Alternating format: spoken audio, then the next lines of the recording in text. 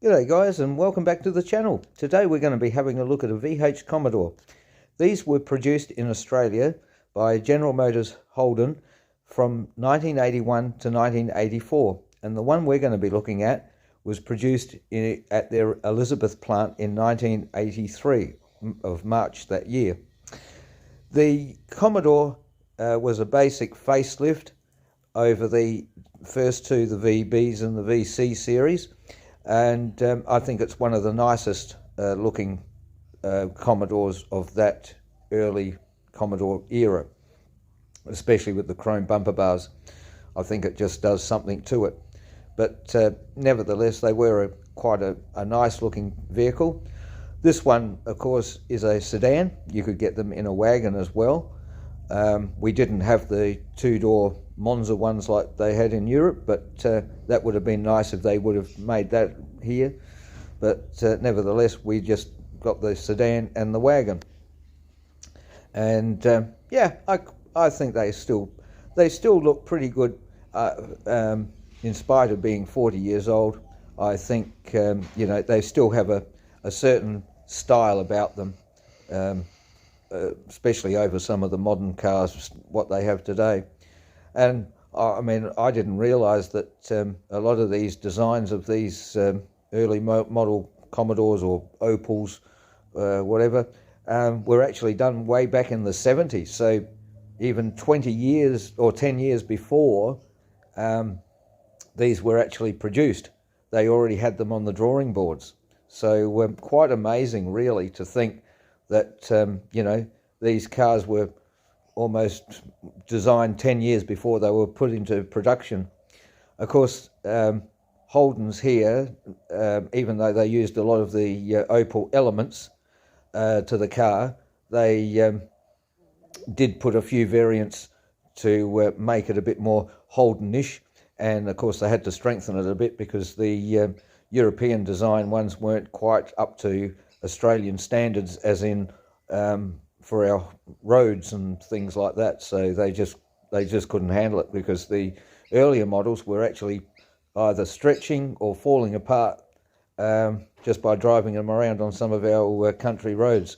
So Holden's had to sort of totally re-engineer the car so they could stand up to our Australian road conditions. Mind you, the road conditions today aren't that much better, so it's probably just as well.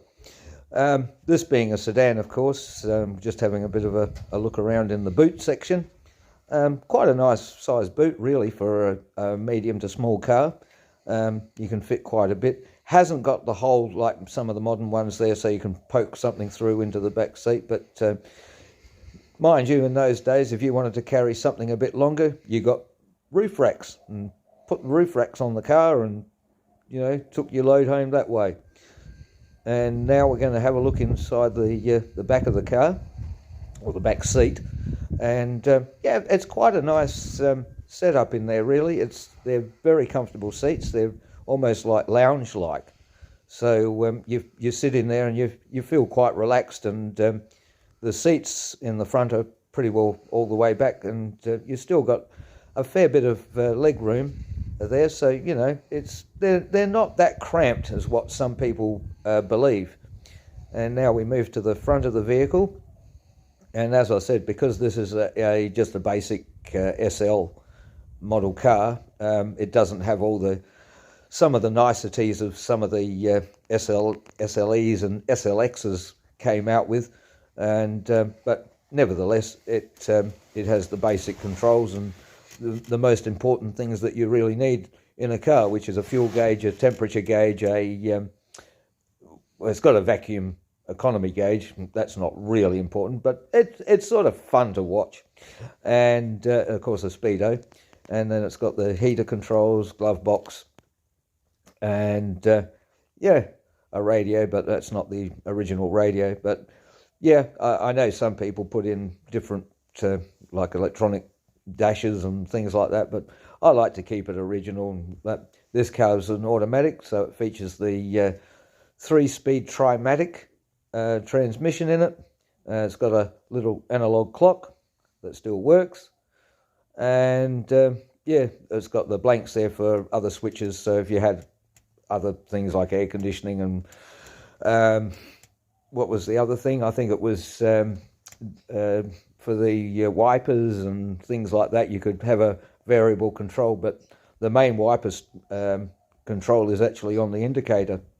So and then it's got the light switch down below, which could be a little bit of a hazard because they're independent of the main ignition switch. So if you turn your ignition off, and hopped out the car, you could liable to leave your lights on and wake up with a flat battery.